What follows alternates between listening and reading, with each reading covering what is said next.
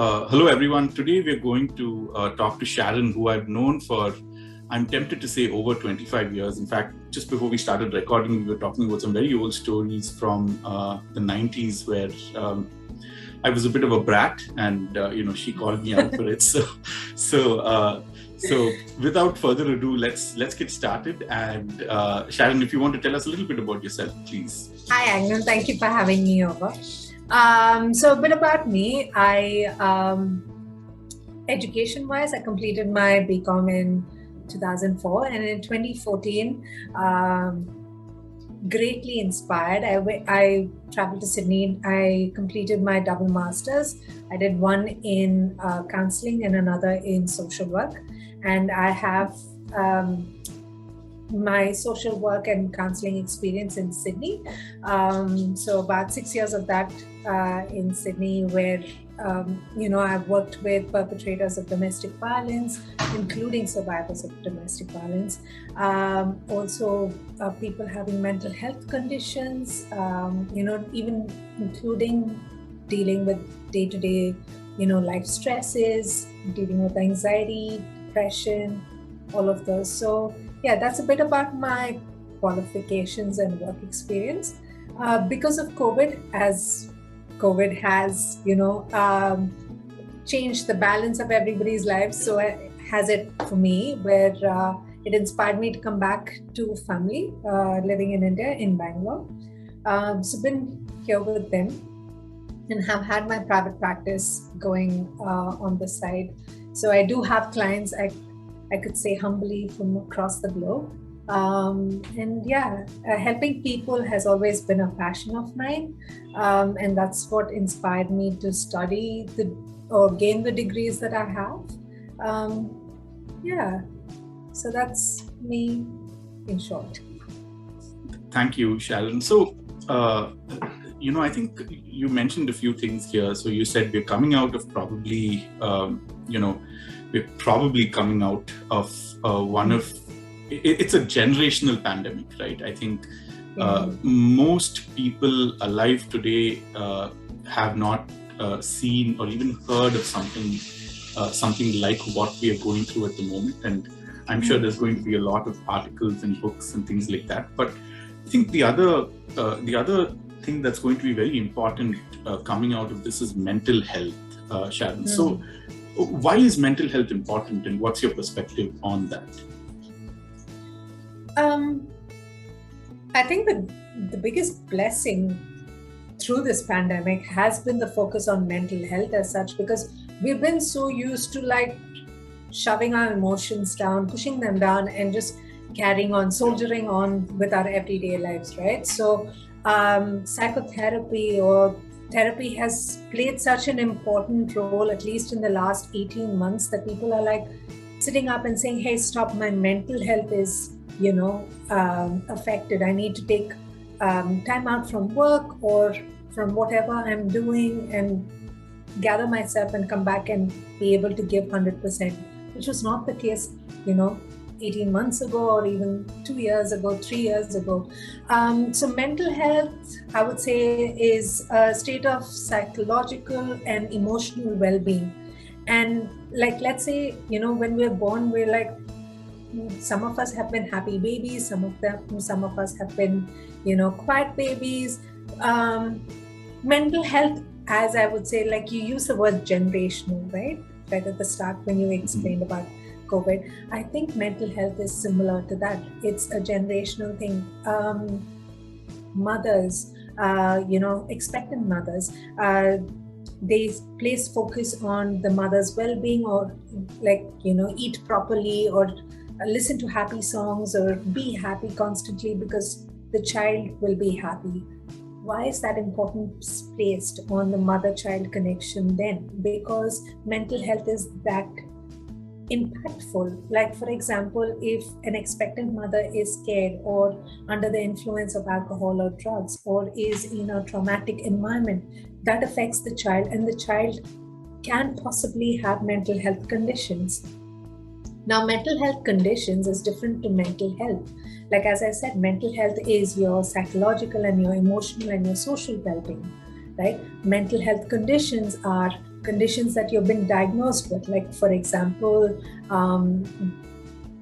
generalized anxiety disorder, or depression, or bipolar, or schizophrenia.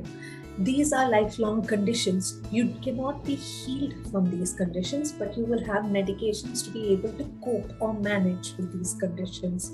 It's like, having polio when you're a child. It remains with you for the rest of your life, right? That's how mental health is. Like, mental health conditions impact the mental health of a person. So it's as simple. I would say taking care of your mental health should be similar to how you take care of your physical health. Now, during the lockdown, there has been a lot of rage about being fit, doing home exercises if you can't have access to the gym. Yeah. So again, it was putting more attention or focus onto your physical well-being. Nobody was speaking about an emotional well-being, right? So if you are affected physically, like you have a cut or you have fallen down the stairs and twisted your ankle, you would run to the doctor. You would get that out checked. But if you are feeling overwhelmed or anxious, or if you're getting angry often, you tend to put it aside saying, oh, I'll deal with it later. No, but that's your mental health. It needs to be dealt with in the here and now. And I guess this is what we're waking up to, that we can't put it off anymore. We have to address it now. And I'm surprised with how mental health has gained awareness in India because of it. Thank you, Sharon. I think this is very eye-opening for me, but you've brought up a very good point, is that it used to be a taboo, right? At least, let's say that I've known you from the mid-90s. Your brother and I have been very good friends for a few decades now. But I think the way things have evolved is it used to be considered a taboo, at least in certain cultures. I would think a lot of Eastern cultures, it's considered a taboo where people don't talk about it. But today it seems like it's evolved. I think speaking about mental health and even getting help is more evolved, and people think that it's becoming more and more okay to get help. Just like I think you gave a brilliant analogy here, is like if you feel like you're not well from a physical standpoint, you go and get help. It's the same thing with mental health as well. So can you maybe talk about that evolution and what has caused it, or any thoughts on that evolution of the perception of mental health, Sharon? That's a good question. I'm glad I got that opportunity to go to Australia and study, because it kind of opened my mind up to how people react to mental health. What is their approach to mental health as such? Like, I have been with the ideology, like, for example, Australia, and the mental health awareness is so far in the future. Like India, for example, I would say even South Asian countries, they're probably 10 steps back, because, again, the stigma attached to it. So if I can give you an example, the first time I sought out therapy was because my brother was going for one, and I was asked to tag along. So I said, I have nothing else to do, so let me go. And this was my first time sitting in that space with another person, and I was supposed to be vulnerable. I was supposed to open up and talk about things that were bothering me. But I'm grateful that I had such a bad experience with that lady, because it kind of, again, added to my journey of becoming a therapist in the here and now. So what she did was, she actually did not listen to me, did not make me feel validated, did not make me feel safe. Actually felt like I had fingers pointing at me, right? And I was like, okay, probably this is not my cup of tea. So when I came out of and I had that session probably in 2010. Yeah, it was in 2010. And I swore off therapy. But 4 years later, I was going to study to be a counselor. So that's that part of the life journey. But I guess when you have a bad experience with a therapist, those few people who are open to the idea of therapy do not encounter with the right therapist, then they might swear off therapy. So there are so many things other than the stigma attached. Like, for example, I think with South Asian countries, as I mentioned before, the stigma is predominantly shame, that I need to go and ask somebody else for help. Therapy is seen as you need help, so you need to come into therapy. But that's the grandest and the greatest misconception there ever was or is. Therapy is a safe space. It's meant to create a safe space for you where you can be vulnerable and you can explore yourself without any fear of judgment or any biases. That's what therapy or a therapeutic setting is meant to be. And you need to access or gain access to therapists or psychotherapists who have who have been certified or licensed by able bodies. Like, for example, in Australia, you have membership bodies, or could be in the US, could be in Canada, where you have to be part of a licensed body or membership organization to be able to practice as a therapist. We don't have that in India. So we can have many people who have done probably a 2-week course to a 6-month course would complete that and say, okay, I'm a psychotherapist. Or who could complete a 2-year course, have not had experience. Like in my degree, they ensured that we have to complete 1,000 hours of face-to-face therapy, providing face-to-face therapy for 1,000 hours, have a supervisor to account for those 1,000 hours, and only then you would get your certification, which is not the case in India. So again, accessing the right therapist is also attached to the stigma of, if I've had a bad experience, I'm not going to go and try that again. Why would I give it a shot again, right? I would say pre-COVID times, there was a clear classification of the first world countries and the developing countries. First world countries like US, Canada, Australia, where it was about, okay, government is giving you benefits, so hence access mental health facilities. If you are unable to hold down a job, then we will give you an allowance, but get help. So because there was the backing of the government abroad, people were more open to that. In countries like India, it's more of the dog-eat-dog world, right? It's a rat race. So we need to keep push everything aside. I need to be able to put food on the table, put a roof over my head, clothing on our backs, and I'm not going to worry about what's going on internally for me. And that's also the culture of the corporate. Like, you need to work XYZ hours in order to get the pay that you get.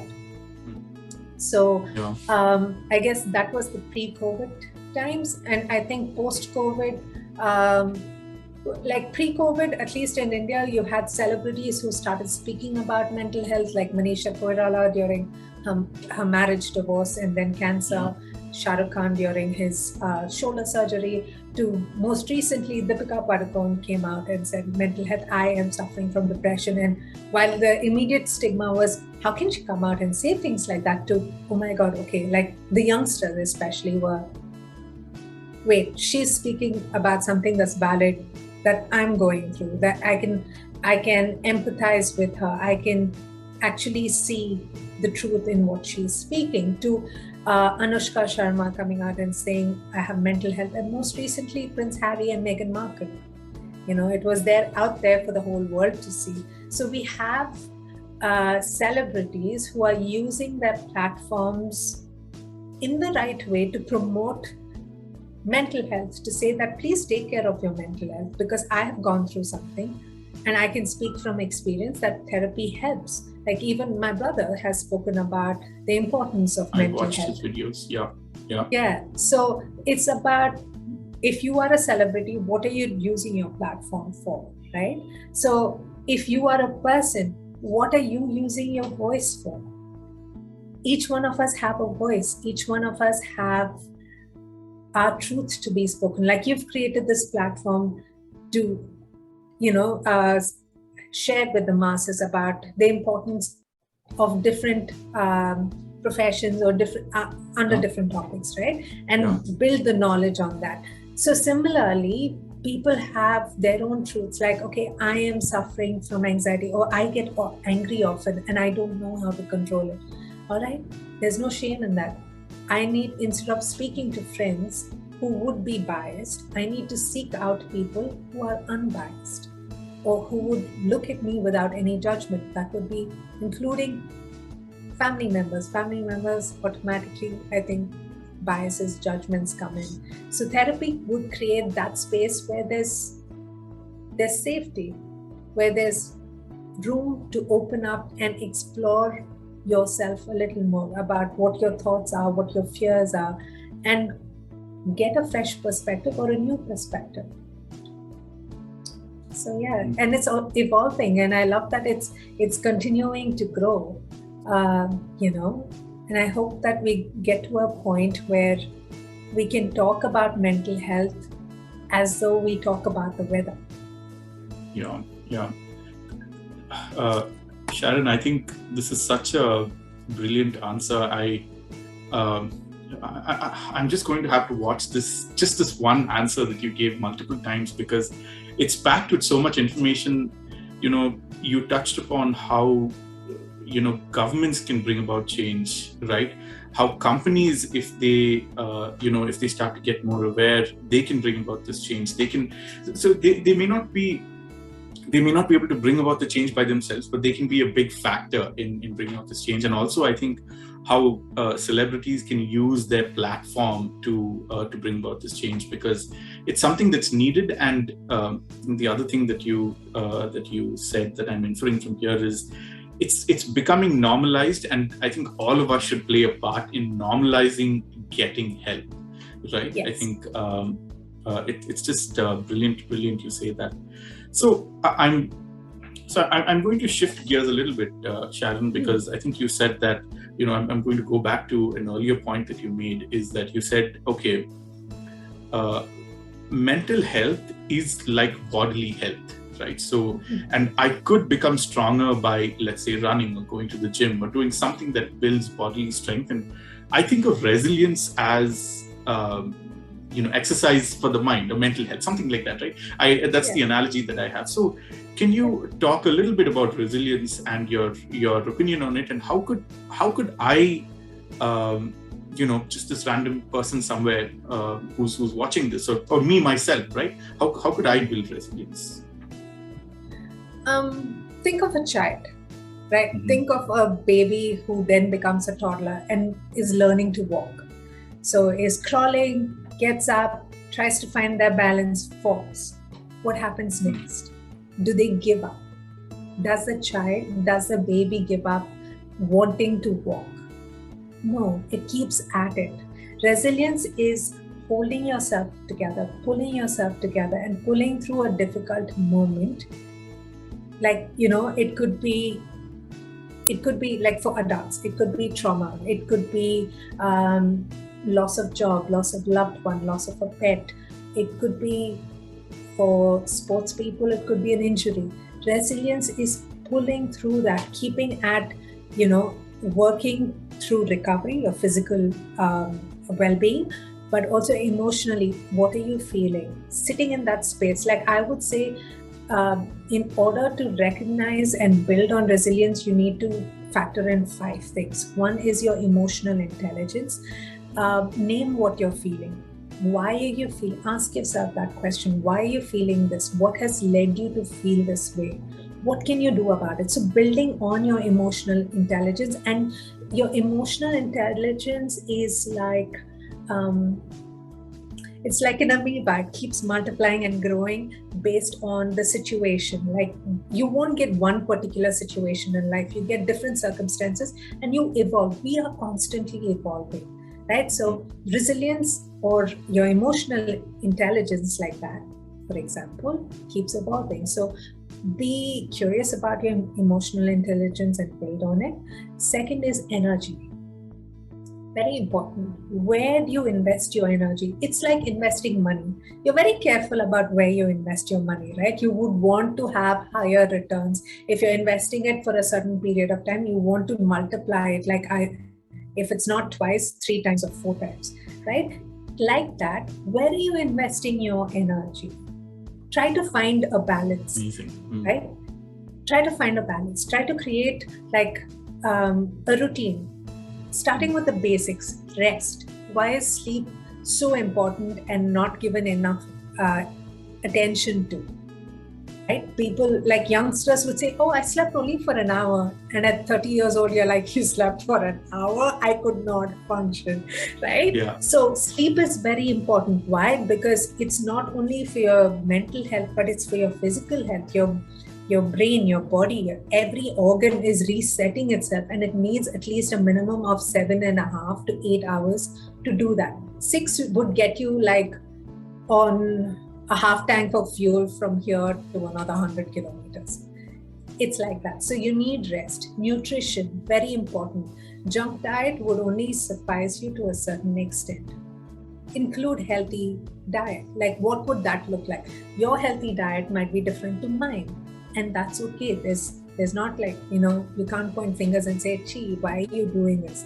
No, each one of us are unique. So our way of functioning is also unique. So it's rest, your diet, and also your work-life balance. You can't be invested fully at work. What about your personal life? If you're single, okay, find time to go out with friends or spend time catching up, making those connections, because we are all human beings, are relational beings. We are not meant to be alone. We thrive in the company of others. We cannot thrive by ourselves. So that's another part of resilience. Third is prioritize. Prioritize your time, prioritize who you want to keep in your life. So going back to the basics, ask yourself recognize your values and your strengths. And once you recognize your values and strengths, allocate time and energy for that and those who help build in that process. So if your values are X, Y, Z and your strengths are A, B, C, find people with similar values and strengths who would be able to pick you up if you falter or fall, or help lift you up if you want to climb up the ladder. Right? So prioritize people and prioritize yourself in that process of resilience. Relationships. Somebody very wise once told me that entertain those who honor you. And those who do not honor you, don't entertain them in your thoughts. Because you're investing time, energy, and effort into that or into those who don't value you. So come back to relationships of who values you, who honors you, spend time with them, keep them. And I tell my clients this, placing boundaries is better to be to family members, to loved ones, and that's okay. Because your family or loved ones' mental health is not your responsibility. Your responsibility is your own mental health, right? So in relationships, placing boundaries is helpful, is very important, but mostly have people who build you up. Again, going back to prioritize and relationships, they kind of enmesh together. And last but not the least, perspective. We all have our own perspective. We become tunnel vision, like the horses in a race, right? And every problem has a different solution. If I present you with a problem, you might have a solution which could be different to mine or even similar. And if we ask another person, they might have their own way of solving that problem. But not to say that one person's problem-solving skills is better than the other person's. No, we all have our different ways of processing things, different approaches into a situation, and different ways of problem-solving, and that's okay. But with perspective, you have to remember that it's not my way or the highway. And that's very crucial if you take all the other 4 points, like we've spoken about emotional intelligence, we've spoken about energy, we've spoken about prioritizing and relationships. If your perspective in this is a healthy one, then they're all going to flourish. If it's unhealthy, then it's not going to flourish. It's not going to get better. You can't blame yourself then or another person for that relationship or for that thing. Like it could be work also, for not working out, right? So you need to, when it comes to resilience, we have to be aware that when we have these 5 points, emotional intelligence, energy, prioritizing, relationships, and perspective, when you club all of these together, it becomes a fist. And with a fist is what resilience stands for. We can fight together, we can move forward, we can become better versions of ourselves. It's like going back to that example of a child, a baby and a toddler. If they gave up, if a child gives up, if a baby gives up walking, saying that I've fallen 1,000 times, I'm not going to get back up. They have loved ones around. The child has, or the baby has loved ones around it saying that, oh, you can do it. Come on, you can do it. You need your own cheering squad. But before you have a cheering squad, you need to become your own cheerleader. And therapy helps you in that. It helps you gain new perspective. See from another point of view. Its perspective is like lenses, right? We can wear one, like your glasses, right? This is a nice frame, but hey, hang on.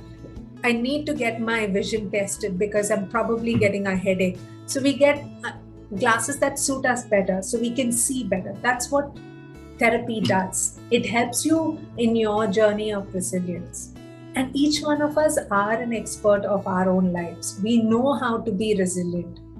But when we start to become vulnerable, we doubt our strengths, we doubt our values, we doubt us.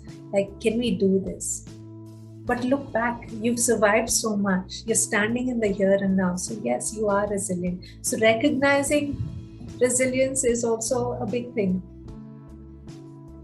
Amazing. I think it looks like I have 2 answers that I have to go back and listen to multiple times. But I think what is very beautiful with this answer that you've given, Sharon, is that it almost gives me a framework to kind of help me with my mental health journey. I'm actually going to write down these points and maybe stick it around in one of the walls that I have around me.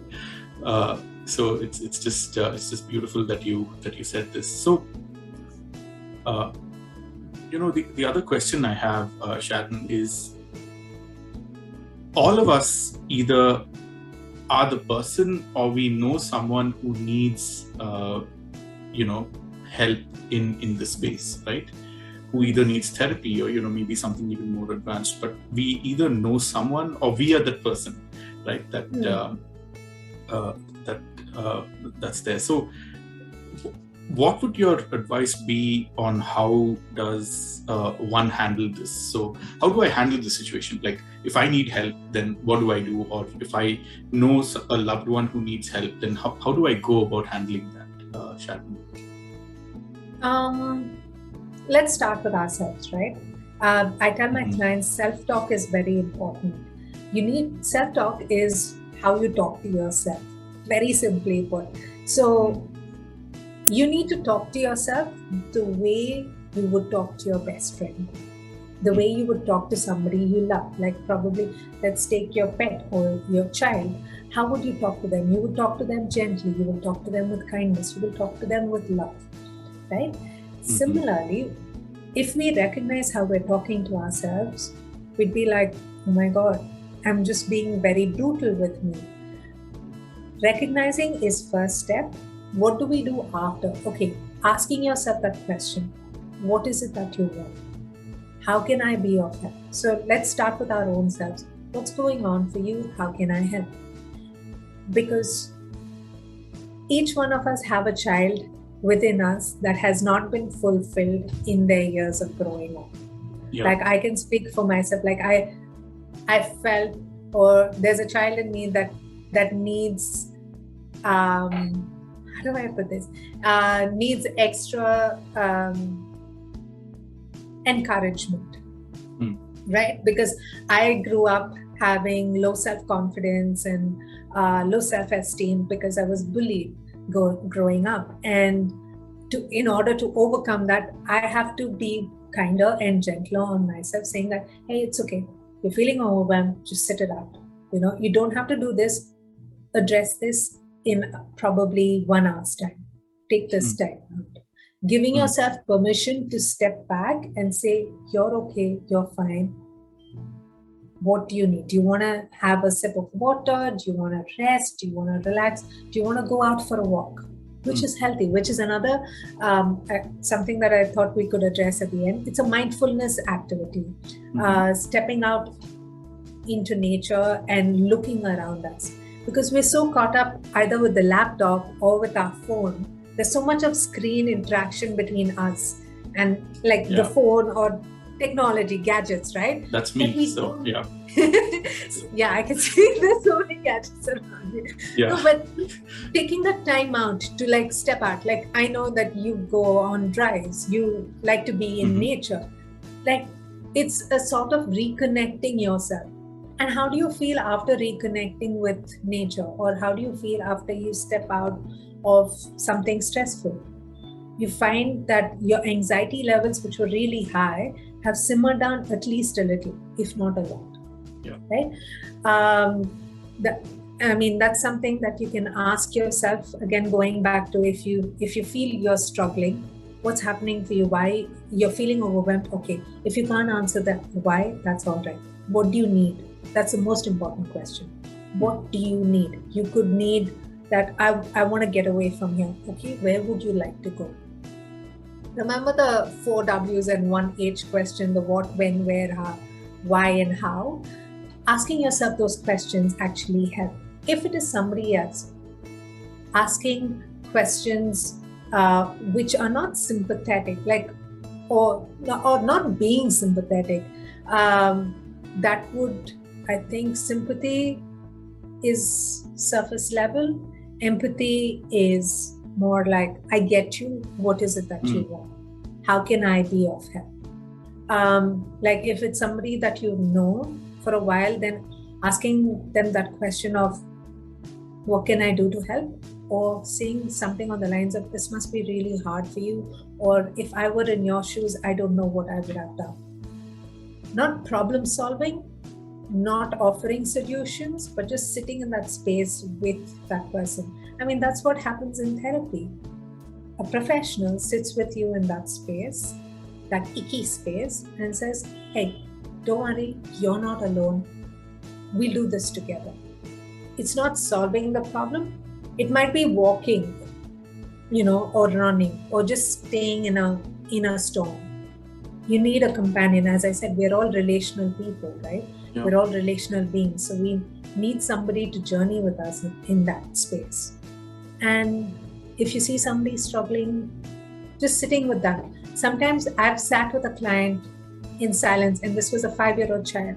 I sat with that client for 45 minutes in silence. And at the end of the session, the child just came up, gave a hug, waved goodbye, and left. Instead of offering, just sit in that space. Just sit next to that person. If you feel like you don't know what to say, if you're scared that you might say the wrong thing or it might not be the right thing, sit in that space. Saying a simple statement of, I'm here for you, that also helps.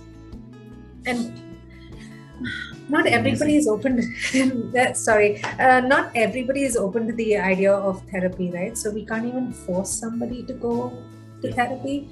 So how can you become a stopgap? You can try these techniques. And when they're ready, say, hey, I know somebody. I'm not sure if that person's the right person for you, but I think it would be a good connect to help with that particular problem you had a few days ago, weeks ago, months ago. So yeah, that's my way of approaching it. This is amazing, Sharon. I'm actually very glad I'm having this conversation. I was pretty sure, I think, you would give some fantastic advice, but you've just exceeded any expectation that I had set. It was already very high. So this is yeah. it's amazing. I mean, it's just gotten me thinking about so many things. But anyway. But I have some other questions for you. So you mentioned that you had a career pivot, right? So you were doing something, and then you realized that, okay, here's my calling, and then you had a career pivot. But also, I somehow think that if society was more accepting to mental health and improving mental health as a career, you probably would have started that career from the get-go, right? Probably, we don't know, right? But that may have been how it was. So assuming that there are people now who want to get into it could be anything in improving mental health as a career, right? What would your advice be as a professional to them, Sharon? That's a good question. I've had so many pivots in career paths. When I wanted to start working, I remember telling this uncle that I wanted to be an air hostess. I think I was 15 when I said that. And he's like, "Are you mad? Like, you want to do a service job?" And I'm like, "What?" And then that led me to having 10 years in the corporate world.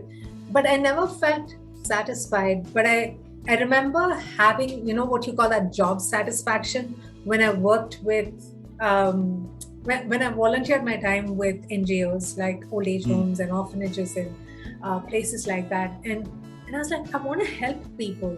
And you're right, if there was no stigma attached to mental health or helping people, then I would have probably approached this profession, this choice of mine years ago. I wouldn't have gotten to it when I did, but I'm here. No matter which path I took, I'm here. For those who want to get into this field, look to get into a certification program like, universities and colleges. I went to an amazing college in Sydney, which helped me in this process. And they allow you to work with schools, hospitals, organizations, depending on what you want to specialize in. So I wanted to specialize in child and adolescent and trauma-informed care. So I got to work with schools, I got to work with colleges and another organization, where I was able to, build on my skills. So look to study a certified course. It could be a 1-year diploma, but make sure you get some hands-on experience in that, or probably a 2-year course. Like I did a 2-year master's in social work and in counseling, and both had 1,000 and 1,500 hours that you needed to complete. Which gives you real life experience, and you are in a safe space with a supervisor, where if you feel stuck, then you're able to, discuss that. And because we don't have, I'm not sure of how mental health degrees are in India. So far, I haven't heard amazing things. I've heard good things, but not amazing things. And my bar is pretty high when anybody who wants to join into the field. So if you're looking to study abroad, if you can afford to do that, then great. Or do certification. There are many online courses which allows you to also have this hands-on experience. Look to get certified. It's very, very important, because you're sitting in a sacred space. Somebody is trusting you completely to sit in that space with you and be vulnerable. And you need to treat that with integrity. You need to treat that with care. And you get to learn many things about how to sit in an awkward position with a client, how to draw boundaries with a client, how to maintain confidentiality. Like, for example, how to also, conduct an ethical practice. Like, I'm very big on ethics. So, for example, you cannot sit in a room filled with other people and provide therapy for a client. That is unethical and it's a huge no-no, right? So studying a certified course will help you learn all of these aspects. There are great forms of therapy that you could specialize in, like EMDR, trauma-informed care, CBT, which is cognitive behavior therapy. There's person-centered, dance therapy, art therapy. There are many forms. Whatever works for you will work for your client. So pick on your strengths, identify what your strengths are, and then build on that. Amazing. And thank you, Sharon. So in one of your answers, you said that we could do a quick mindfulness session. So would you be okay doing that? Yeah, sure. There are a few things, a few mindfulness exercises that I can talk to you about, and we can practice one. Whenever you feel anxious, overwhelmed, or stressed out, or angry, you're starting to boil up, remember to breathe out, literally through your mouth. It's very important for you to do that because that's one way to let your body know that, hey, I need to take a step back because emotionally I'm getting wired. So your brain, it's like this. So your prefrontal cortex is the front, the amygdala is at the back, and this is your spinal cord. So the prefrontal cortex is your logical brain, the amygdala is your emotional brain, and the spinal cord, which is attached to these two, is what sends signals to the entire body. So when you get overwhelmed, stressed, or anxious, this is on an overdrive. So what is supposed to be a two-way street between the logical brain and the emotional brain becomes a one-way street only coming from the emotional brain. The logical brain says, okay, bye, I'm done for business, pulls his shutter down and he says, I'm going home. He falls asleep. So when you breathe out and you stress that breath out, you're sending a message to the logical brain saying, hey, wake up. You need to become more active because Mr. Amygdala is losing the plot. We need to bring them back into business, right? So I actually have a lot of other questions for you because I think one thing that really interested me is your area of, you said when you were studying, when you were getting your degree, you kind of specialized in a certain number of topics. I have a lot of questions around that, but sure. I also want to respect your time, so I think we should probably do another video on that. But okay. I think the final question I have for you is, if people were to want to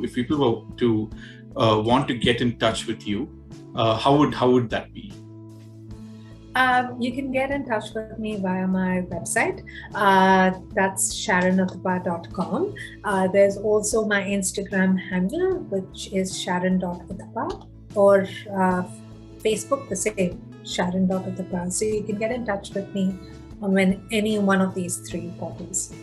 Okay, so I'm going to link all of them in the okay. video description, right? Yeah. So I hope anyone who has questions. So I've reached out to Sharon a few times and she's been very responsive. So anyone who has questions, please feel free to reach out. I think you probably have heard and now you know that she's amazing. So definitely reach out to her. But I just want to say, Sharon, thanks a lot. I think, I've done a few different conversations around technology, around business, and so many different things. But I think this really hit me at a different level. I just, I think I have to just watch this video multiple times to just digest, because you've said so many things and they really strike a chord at very different levels, Sharon. So I, from the bottom of my heart, I just want to say thank you, because thank you for taking the time to actually speak to me. But I think the topic that you've spoken about is just amazing. I mean, I'm pretty convinced that I'm going to go and get therapy, because I think there are certain things about me that I need to probably I don't know, I think a therapist can solve it. I don't know what the solution is called, but I'm sure meeting a therapist can help me maybe be a better human being, if not anything else. So I just want to just say thanks a lot, Sharon. I mean, this has been it's been amazing. So thank you for your time, and for those watching, thank you for having me. Thank you, Sharon.